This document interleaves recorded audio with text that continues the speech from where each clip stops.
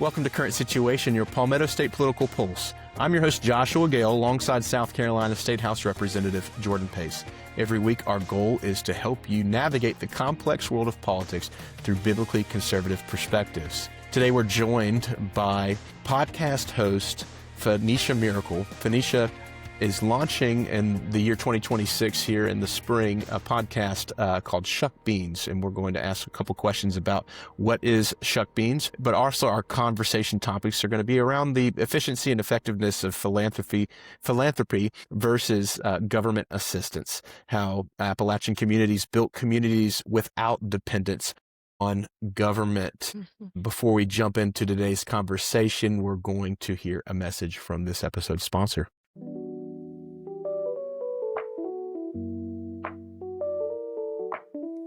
Hi, I'm Joshua Gale, founder and designer at Val & Vine Jewelry.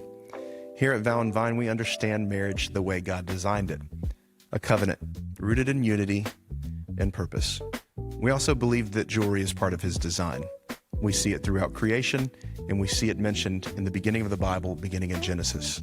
Gold is representing purity, diamonds representing radiance, and rings signifying commitment and covenant. At Val & Vine, our work blends this reverence with modern fashion and refined design. Every piece of jewelry is crafted with intention, guided by education, and delivered with confidence and kindness. At Val & Vine, every experience begins with a simple phone call. Whether you're just needing fashion and style guidance, or you're wanting to create something custom and uniquely yours. Whether you're envisioning a custom engagement ring, style guidance, or a meaningful gift, our goal at Val & Vine is to make your journey personal, clear, and enjoyable. So take your time, explore our collection, and when you're ready, schedule a commitment-free call with one of our team members. There's nothing we can't design together. Welcome back to The Current Situation. Phoenicia, we met a few weeks ago, and you told us a little bit about yourself and about podcasts. But if you could just, share with our listeners who you are, what's your background, and what led you to this point of saying, I want to tell my story, and then what in the world are Shuck Beans? Well, thank you, Jordan, and thank you, Josh. It's really an honor to be here on Current Situation. And I'll just start with your last question, Shuck Beans. So if you're from Southern Appalachia, the Southern Mountain region, you might know Shuck Beans as leather breeches. And basically, it's a way of preserving food and before refrigeration. So the families took the green beans, which were white half runners usually, and strung them up. Hung them up then in a cool, dry place. And by Thanksgiving or by the fall, we had dried beans, which you then simmer for a long, long time with a big chunk of fat back pork. And they're absolutely delicious. And currently I live here in South Carolina in Charleston. And so you certainly don't find Shuck Beans on anyone's menu. I bought them this year off of Facebook from a friend back in Harlan, Kentucky, which is where I'm from. So that's the answer to that question. And then related to the philanthropy piece, I began my career in fundraising in the year 2000. I had been an English teacher for about 10 years and transitioned into fundraising. And through that transition, I definitely saw the effectiveness and really the efficiency that private giving can have on a community. Because when people are able to make donations from their discretionary revenue, when I have enough money left over at the end of the day because I've had low tax, an affordable housing system, when I'm in a community that's really working well, as an American in a democracy, I have the money left over to give where I want to give it. And so I've worked for a hospital, music festival, food bank for several years.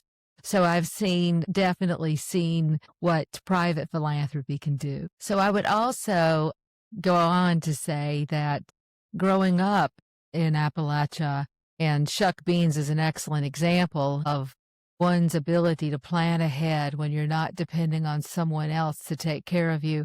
I think because of the isolation of the mountains, also because of the Protestant work ethic.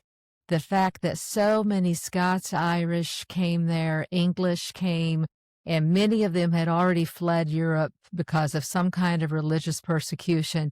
And they brought with them a real love and patriotism for this country. As many, many books have recorded, Appalachians by far outnumber any other people group that volunteer for the military in America. And so you see that love and that concept that nobody took care of me in England. Nobody took care of me in Scotland. Nobody took care of me in Ireland. Nobody took care of me in Germany.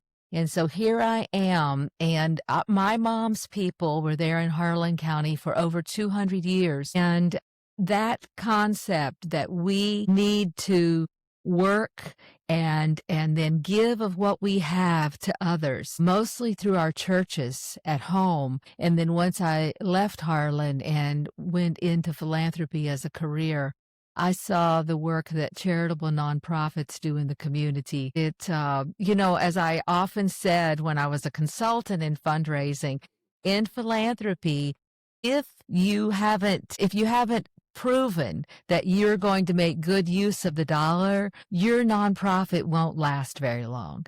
So that doesn't happen in government. The government just asks for more or taxes more, but the nonprofit world definitely has to give an account of their outcomes and how much of your dollar actually went to prove that what we promised you was going to happen does happen. Yeah, I've always done research on that to make sure that what percentage of that contribution goes there, because, you're actually doing a transaction, you're handing in a check or something like that. Obviously, I always say if we had to hand in a check with our tax dollars from our paycheck, we would care a lot more about where those dollars are going. But we do more research on the nonprofits we're giving to than we do our state house representatives in the budget there. I was down the street. Ran into a gentleman the other day in front of Kusal, this area of Somerville over here. I had seen reports on different Facebook pages. I used to live in Park Circle, so I first saw it there in Park Circle. There was a gentleman setting up a nonprofit booth soliciting donations for abused children. So that person began to do research on that table and that nonprofit, which was founded and based out of Atlanta, Georgia. And when they confronted the nonprofit who benefited children in Georgia and then asked them why they're in South Carolina soliciting money that only helps abused children in Georgia, why it was a reputable 501c3, it did have the 501c3 accreditation and number. It was highly strange that why are you here moving around Charleston? And so after being confronted, the gentleman did not have an explanation or answer. But when I ran into him in front of Steel City Pizza, I saw people just walking by, dropping in $20 bills, and without any wonder of who is this nonprofit and what are they giving to. So it's very strange that sometimes we care more about researching that than we do where our tax dollars going, which are funding some things that we wouldn't want funded either, that do not benefit the citizens of our own state. So that's a good point there. And how much of that percentage? Is it 10% that goes to there? Is it 10%? Why are the administration fees higher for some organizations than others? So those are all important questions and things to see when giving to organizations. So getting back to the statement about Appalachian communities, building communities without a government assistance, without government overreach, without government dependence, because when nobody shows up to help, I think there's something innate within us that we want to survive. We want to thrive. We want to be okay. We want to serve and help each other. It's within us. But we've actually become a society with extremely dependent on government assistance and government, relying on the government to step in to fix things. And one of the scariest quotes ever, I'm from the government and I'm here to help. That is not good news, but can tell us about the communities relying on one another without government dependence. probably the most recent example in Appalachia that we have are those horrible, horrible floods that happened as a result of the hurricane that came through here or through the Carolinas and hit Asheville. And you certainly see there that, you've got mules carrying goods to families. You have other churches. I gave to a church in Kentucky that was then making donations to buy some temporary housing, some trailers for families in Asheville. And so there's definitely that belief that if I don't have it, I can ask my neighbor for it. And I'll give you an example out of my own life. When I was 10 years old, our community flooded. I remember standing in our field in rural Harlan County, and the rain never stopped. And I stood there with my dad, and I watched the Cumberland River as it came up the back side of our property, which we had about 18 acres there, and the property had a hill on it. And my dad never believed that the water would peak over that hill. Right. And so what he did is he owned several businesses, and he had what we call a ton truck. He took our ton truck to our neighbor's house because they lived in the lowland along the Cumberland River, and he loaded up all of their furniture onto his truck. But the rain never stopped. And the next day, the rain peaked over that hill. By then, my sister and my dad and my mom were carrying some bricks and cinder blocks out of our barn, and we were setting our own furniture up because Dad started to be concerned. And by the third day, they sent me to my grandmother's house along with my sisters, and the floods filled our 13-foot basement and came about 2 feet into our house. Until my mom sold the house, we had furniture that still had flood marks on a lot of it. Wow. And the neighbor's house, by the way, washed away. Oh my God. But you think about that. At that moment, we were relying on each other. I went to my grandmother's. My dad had my neighbor's furniture on their truck.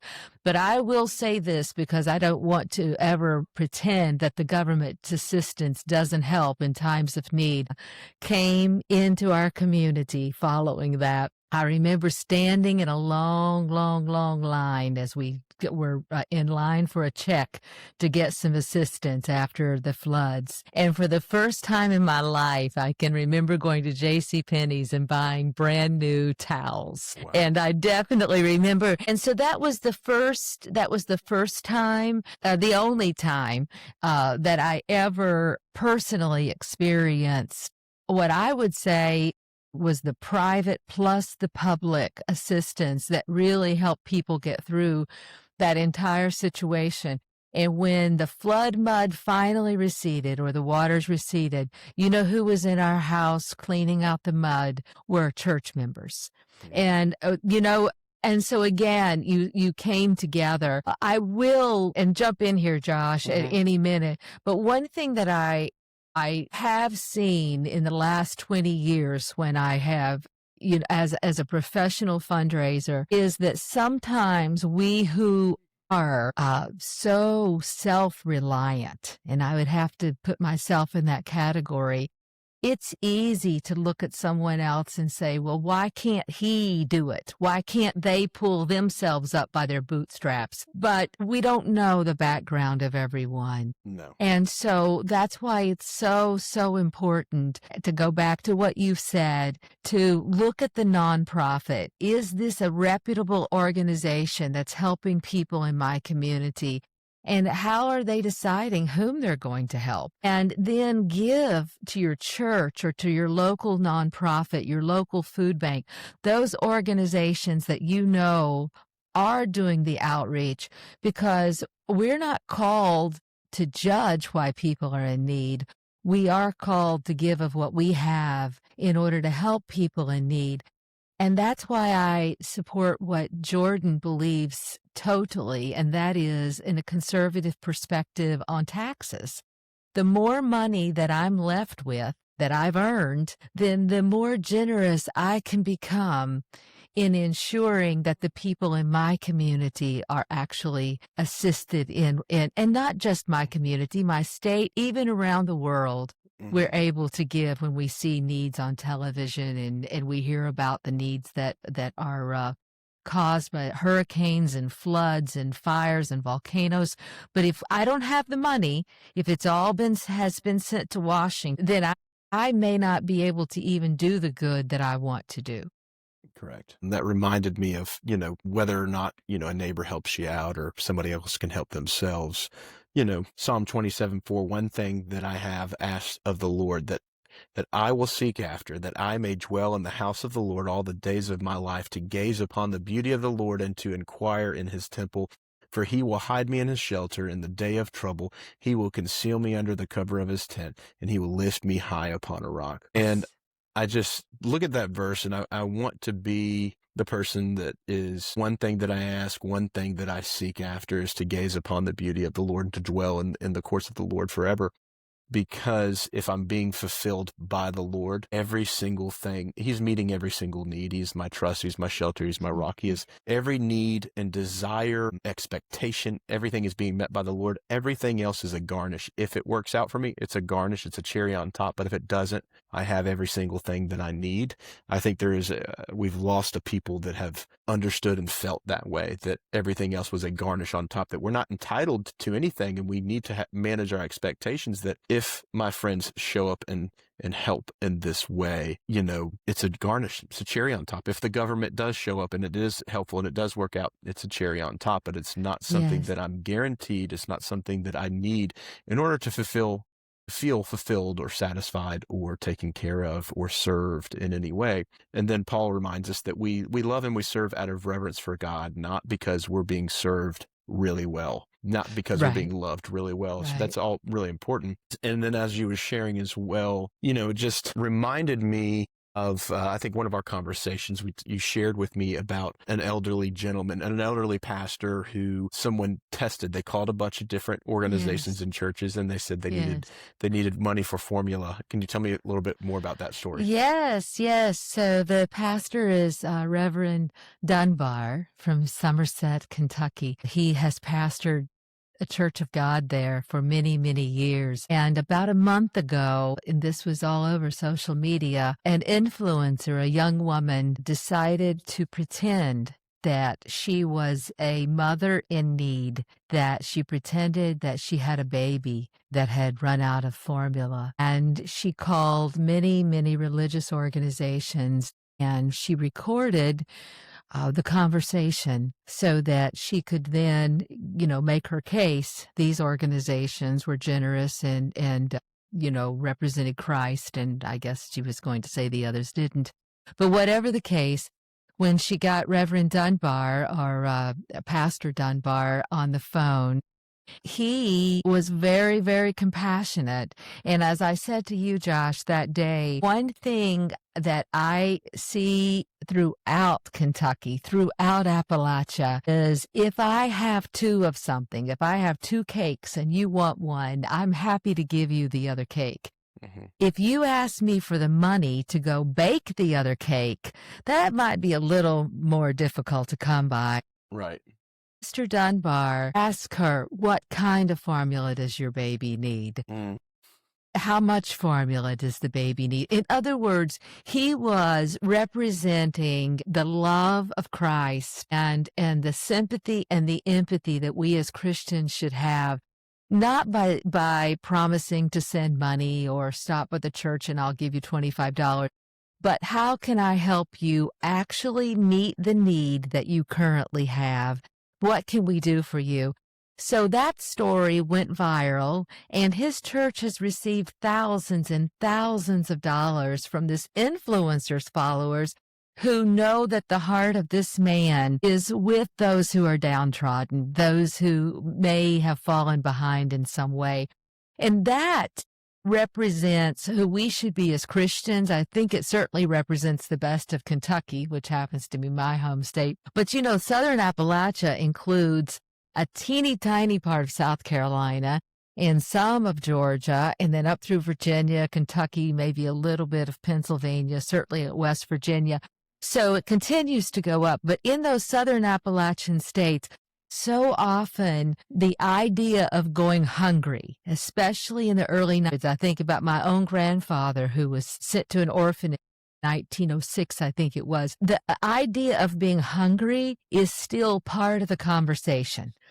People can remember stories of a grandfather who was hungry, or of the Great Depression when there wasn't much food, of trying to garden on a mountainside where it's very, very difficult. Their hunger is still relevant, is what I'm saying. I'm not saying it's present, but I'm saying it's definitely still relevant. And so when she called Pastor Dunbar, he came right in and said, yes. And really, Josh, that's a good segue into Shuck Beans. Those authentic, positive stories that come out of Appalachia, out of people who have had transformations, who have studied their ancestry and know what a blessing it is to be in this country, who understand the history of the region, the values of the region. They're all of the stories that I want to highlight on Shuck Beans. I'm not interested in the stereotypes and the pathos and, oh my goodness, our coal land was taken, because you know what? My coal land was taken. And I've done enough ancestry work now. I can see the deeds. And when I say taken, none of my ancestors who signed those deeds could read or write. So they just have X's. Then I have family members who say, well, we don't know if those were really our family members' X's. And that's the truth. But we can either look back and become angry, or we can look forward and be so grateful for the opportunities we've been given in this country and say, God, how can you use me? How can you use my story? And that's really what I'm not saying that Shuck Beans is always going to be a positive spin on everything, because I know the reality isn't always sunshine and daisies. But I am saying that my goal is twice a month, the second and fourth week, launching in February, is to promote how things are done, the rituals and the traditions and the humor, the music, the food of Appalachia that we're proud of and that we can present to the world and say, this is a strong, resilient group of people. It does carry a lot of weight and a lot of meaning to it, because difficult times produce strong people. Yes. I feel like we are in a place now where we have a generation that's coming, and we're understanding that there's an entitlement. There's a level of this, that things shouldn't be hard, and things don't need to be hard anymore because we have automation. We have artificial intelligence. We have all these, we're becoming weaker and weaker and weaker. But the Bible promises the opposite of that. The Bible doesn't say that things will be easy and wonderful. It actually promises in John 16:33 that there will be tribulation, but take heart that I have overcome the world. Holding to that and understanding that, but it produces a type of person that will persevere, that has the skills to survive, can overcome, understood the meaning of the Maslow's hierarchy of needs, that hunger, I don't think many people have ever experienced hunger to where that's right. It is haunting to feel hunger that much. So, all the way back to the story of the woman calling for, if she wasn't here in Charleston and she would have called the Low Country Pregnancy Center, they would have given her formula. Yes. And so this is that reminder. If you can donate, have formula, get the free packages of formula, any of those things, donate those to the Low Country Pregnancy Center. There are plenty of people who are looking for formula. It is expensive. It has gotten more expensive. And anytime the government tries to make something affordable, it becomes extremely expensive. Well, how is a powdered protein substance becomes so expensive? Even a can about this size, more expensive than an entire container of protein that I take after the gym, is become more, a tiny can has become more expensive than a large container of protein for an adult, which also can be considered a meal substitute. When the government tries to make something affordable, it becomes extremely expensive through greed. Why Walmart is our food pantry for the entire United States of America. They've signed an agreement, SNAP, everything. So when we start to subsidize food more and give out more benefits for food, why would they not increase the cost of foods to reap as much of that? We know we're gonna have this many billion in profit this year because of food stamps or SNAP or whatever it may be. Surgery, healthcare, another example. That's I had LASIK eye surgery before the pandemic. I didn't, thank God, wearing a mask and glasses was the silliest thing in the world. I'd see people's glasses fogged up all the time. But I had LASIK eye surgery, and Dr. O'Day is a great one here in Charleston, does so many surgeries. Carrie Sullivan's one of them, or Solomon. LASIK eye surgery is extremely affordable because the government's never tried to make LASIK eye surgery affordable. Mm-hmm. They've never tried to get involved in it, and therefore the doctors have never increased the cost of LASIK eye surgery to be greedy and say, oh, if the government's going to pay for it, they're going to subsidize it. LASIK eye surgery is now $10,000 rather than $1,500 to $3,000 for a single eye surgery. The same thing for healthcare, the same thing for food. Anytime the government gets involved in trying to make something more affordable, it becomes extremely unaffordable. And so, Jordan, we started to begin to cover the different things of hunger and needs and how difficult times produce strong character. I think, childcare has become a big issue in, especially people our age and younger that are starting to have kids, and use it as an excuse for people not having kids. And childcare costs so much. But one of the things that we discovered, like you were saying, Josh, the unintended consequences of government trying to help subsidize.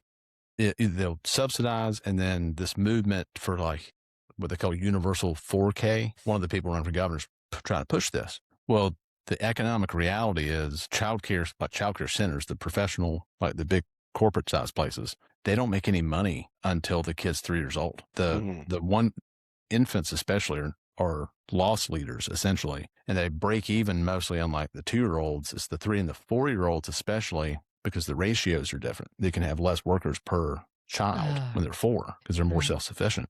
That's where they actually make enough profit to be open. So with the government helping, they're making childcare even more unaffordable by closing these centers and then hyper-regulating home daycares out of existence. I wonder if you could, like, in Appalachia, without any of that, how did people take care of their kids? Like, what was childcare like in that circumstance? I'm 59 years old, so I haven't lived at home since I was almost 20.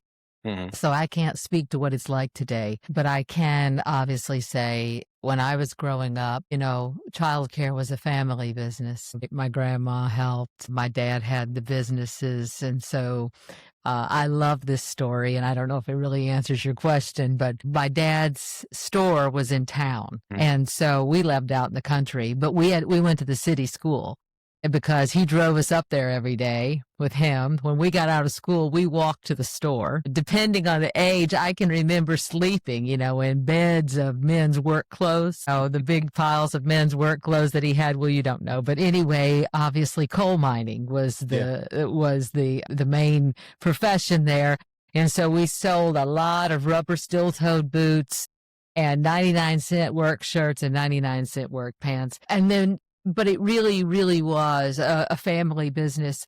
Jordan, there's something else though that's in line with this that I can say I have relevant experience in. I went to public school, K through 12. Mm-hmm. For 2 years, I was in a private college, but then I ended up graduating from Western Kentucky University. And I only bring that up to say that when our medical and then eventually I lived in Savannah, Georgia, where everyone I knew had children in private schools. And the idea that I now have to make at least $10,000 per year per child to pay for that private school is actually because the federal government and the state government have taken our school systems and turned them into these liberal banks of individuals who have one single goal, and that is to teach children the complete opposite of what they're being taught at home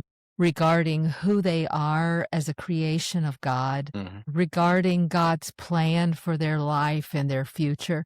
And so you take all of those concepts that have now been integrated into public education and say, okay, we've just driven out thousands of families from this system. That's because the federal government got involved and allowed these things to happen. So when we look at healthcare and what's happening in healthcare, when you saw that huge exodus from public school, I have traveled enough to know there will be that exodus. It is already happening. When you've been in fundraising as long as I have, most of your donors are already part of some type of private medical care that involves them not having to become part of the public system.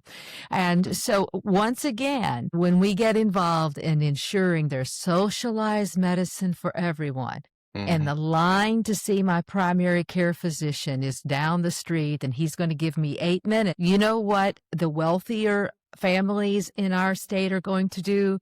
They are going to go to these boutique medicine clinics and they are going to hire their own private practitioner. And so what it does is it creates a decline in care, just like you've seen the decline in the public school system. And so I think what people don't realize when they push, I'm entitled to all of these things, is that once the money is spread so thin that everything is covered, no one is covered, and those who can leave. And so you're left with something far inferior to what you thought you were going to get before the government became involved in it. And that's what I keep saying to my husband. I worked for 8 years in the county hospital system fundraising in Savannah, and private philanthropy was so important there. But in no way, shape, or form was that hospital built on a socialized system except for one department. And that was the ER. And there are federal laws that say when you walk into an emergency room and declare, I'm having an emergency, then I have to be treated. Right. And there you saw what happens when the supply does not meet the demand. And so then you go down there to the ER on any given night and the whole place is full. That doesn't happen because everyone's sick. It happens because the federal government has implemented a law that creates that crisis. So that's where we have to be careful. That's why, again, going back to private generosity and private philanthropy, and privately taking the resources I've been given and sharing them in places that I trust and have confidence in is such an important Christian leaders, I believe, in our state. Yeah. And sadly, it was Saint President Ronald Reagan that actually that instituted that. Most Republicans Saint President Ronald Reagan. That's right. You are right. I think our mental health issues also land with his administration, which I regret saying and don't like to say, but so much of what we see in city parks today is the fallout of the federal government trying to solve a problem that should have been solved locally. So Jordan, we don't have a South Carolina fully funded emergency fund. We have different nonprofits, different groups around the state being funded by the state budget. We have hoping that they're ran correctly, up to what standard, we don't know. But why do we keep putting earmarks and things in budgets when we do not have a plan for our own state in an emergency situation? You're talking about like a natural disaster emergency? Natural disaster. I mean, we saw it in North Carolina. There was not a nest egg. There was not a plan. We had to wait for federal relief. My brother is a consultant as in emergency management, and he goes to townships everywhere. He's been in North Carolina for the past several years, cleaning up and working with each small town who doesn't have the city manager, or the town doesn't have the personnel to be able to even to refile the paperwork and receive the federal funding. So then part of your tax-paying dollars is paying the consultant, who's then getting a percentage of the money that's coming in to help the city to receive the funds that were given to them in the first place, to make sure that they do get them and get in line to get them. So, we're not looking out for our own, but yet we are not chasing our tax dollars down to see where the money's going. Yeah. And it's going to be an emergency situation where we're to blame. There's two reasons for this. And now I'll give you a comparison in a second. So the first reason is what we've been talking about. With the institution and the expansion of FEMA, the Federal Emergency Management Agency, states have increasingly relied on the feds because it's there. There was a time when there wasn't a FEMA, or when FEMA was itty bitty, teeny tiny. So by its just existing, it creates a reliance on it. And then FEMA is operated primarily on money we were borrowing that we don't have. So that's part of the reason. The other part of the reason is a lack of leadership, frankly, from the governor's mansion. Emergency response falls under the executive branch. There's not a whole lot in South Carolina constitutionally that falls under the governor's office, but that is under his purview. And unfortunately, the solution over the last few years under this current administration has been to create this thing called the Office of Resilience, or the Office of Resiliency, which, I don't know, at least a quarter, if not half of what they do is focused on climate change and not emergency preparedness and that sort of thing. It is an extremely opaque and not transparent agency. Like, I've asked all kinds of questions and gotten very little in response. The comparison to that is DeSantis in Florida. They know they're going to get hurricanes all the time. And when they had that one special a few years ago in Cape Coral down near Naples, DeSantis, because he's a strong leader, they had a plan. They got people out. They had minimal human life loss. And I think it was within like a month and a half of that bridge to the island being wiped out, they rebuilt the bridge. Like, done. So those two things together, federal government pushing reliance on it, on just by existing with FEMA, plus a lack of leadership. That's why we're at where we are. That's why we are where we are. The good news is we're going to have a new governor in 2028. I don't know who's going to be. I hope it's Ralph Norman, but we're going to have a new governor, and there'll be an opportunity to fix that. Yeah. I would agree with that statement. It is over here on Dorchester Road where I'm at. We're overdue for an earthquake. And if you look at the fault lines in South Carolina, the entire road itself of Dorchester Road, which is a long road all the way from the peninsula down in Charleston up to Somerville, to the ponds where Highway 17 alternate intersects, is a fault line. We're overdue, no plan that would isolate a lot of people from that are next to the river from being able to access, life-saving care, so it's, there's so many of those things that I think, George, you said that the heater went out. When it's an emergency like that and you've got children and there's no heat and it's less than 30 degrees outside, and you try to call an HVAC company, they give you the maybe tomorrow, maybe the next day, get your blankets and your wool socks. Thankfully, you got a guy, somebody, you call the friend and say, hey, I need you to come look at this, put me at the top of your list. But nobody's going to show up. And we have county emergency management groups, but I've seen how they operate as well, and it's overwhelming. And so I think it's really important also to know your neighbors, know your community, develop a community where you can rely on one another, because there will become a time where we have to rely on one another. And I want that opportunity.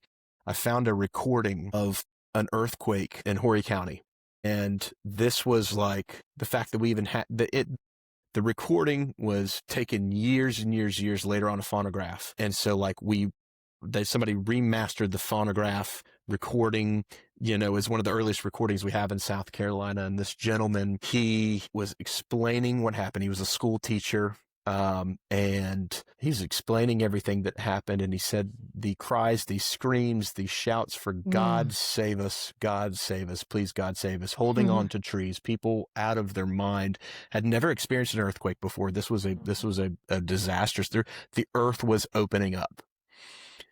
That's crazy. It was the way he tells the story was just crazy. I'll try to find it and put it in the show notes as well, because it's really, really interesting to hear. And his accent, his Southern accent is pretty incredible. When something that we've never experienced like this before, we go back to some of the hurricanes that we've had here. What was the biggest one? Hugo, people were hoarding and selling ice and, making a fortune off selling ice. And what was it, 2 weeks without power during Hugo? For some people, yeah. For some people, people still have some PTSD about not having power for 2 weeks and what a struggle that was. And people that rely on that for breathing machines, rely on it for all sorts of medical conditions and sometimes heat, some of those basic necessities. And people don't have a plan. They've never had to live without these necessities. They don't know how to start a fire. They don't know how to be able to provide for themselves because they've always been taken care of and they've always had it. And so it will be a more rude awakening when a natural disaster happens in 2025 or 26 than it would be years prior, where people did have some necessary skills. People knew their neighbors. People had to go borrow from things. People had to have a conversation. And now we'd survey a neighborhood and people wouldn't know even a 20th of their neighborhood, and see each other at the store and not even know that they share the same street address. So it's a rude awakening, but there's hope that there's something within us that is innate or that we've learned from previous generations that we can come together as communities. We can survive and thrive. If people have done it before, we can do it again. And Phoenicia, I'm looking forward to hearing stories about that on their upcoming podcast and inspiring us with some stories of how it's been done before and how we can do it again. Thank you both very much. I'm excited about this and certainly happy to be in a state, Jordan, where you're representing a district very close to me, not the one I'm living in right now, but thank you for all that you're doing to make this state such a desirable place to live in. And my husband and I have been in South Carolina for 5 years, and we've very, very much enjoyed it. And so I hope to bring maybe I'll have to cook a pot of shuck beans some night and have you all over for dinner so you can get the sense of it. I took some pictures at Thanksgiving. Yeah, that sense of resilience, I think now that I think about it, is in the shuck bean, right? Yeah. If you've got bags of beans, and my grandma who had all of her canned goods were in the cellar that was built into the side of the mountain. You always had something, regardless. You didn't depend on electricity, so it didn't matter if it went out, right? I think hopefully we are becoming more aware that we need to become more self-reliant, even while enjoying the wonderful blessings that we have here in this state. Yeah. Absolutely. So that's shuckbeans.com, ShuckBeans.com. Phoenicia, what is the other name for Shuck Beans? Leather breeches.